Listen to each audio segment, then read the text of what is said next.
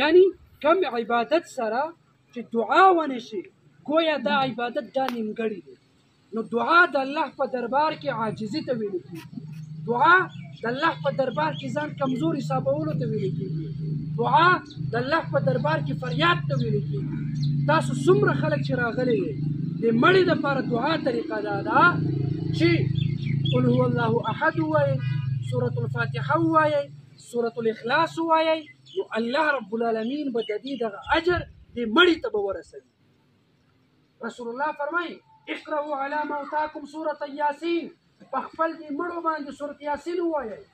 رسول الله فرمایي ابن عمر رضی الله عنه روایت چې کله انسان مړ کېږي تاسو ورته سورة یاسین ووایئ. او زمونږ دعا طریقه څه ده؟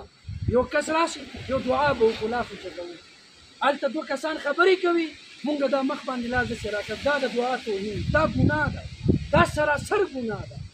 څنګه چې موږ عبادت کې داسې د دعا هم یو عزتدار د الله په دربار کې ځان عاجزه کول، د الله په دربار کې فریاد کول، د یو چا دپاره جنت غوښتنه کول، دعا دې ته ویل کېږي. بهتره طریقه دا ده څوک راشي ټول په جمع ووایئ، سورة الفاتحه ووایئ، سورة الاخلاص ووایئ، د قرآن بل یو آیت ووایئ. یا رب العالمین دغه آیت په برکت باندې هغه کتاب چې د ټول کتابونو نه بهتر دی، هغه پیغمبر چې د امام الانبیا دی، هغې په برکت د هغې په وسیله او دوی قرآن د دې تلاوت په خاطر باندې ما هم وبخي او زما دا مړي هم وبخي.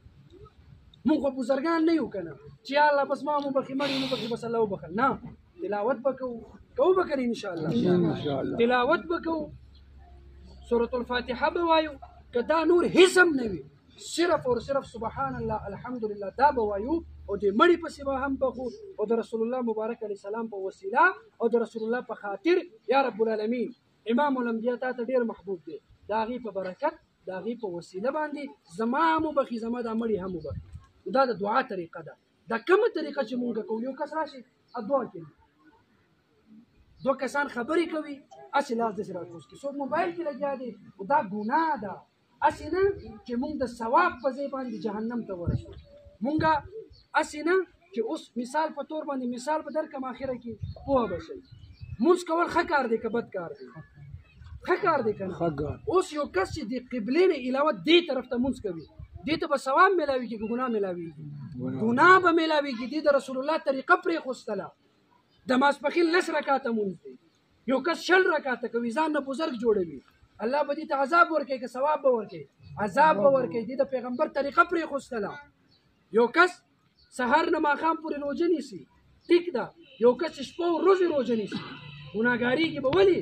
دې د پیغمبر طریقه پرېښوستله. الله فرمایي پیغمبر علیه السلام علیکم بسنتي و سنت الخلفاء الراشدین، تاسو باندې لازم دی چې هغه کار وکړئ چې پیغمبر علیه السلام کړی وي او صحابو کړی وي.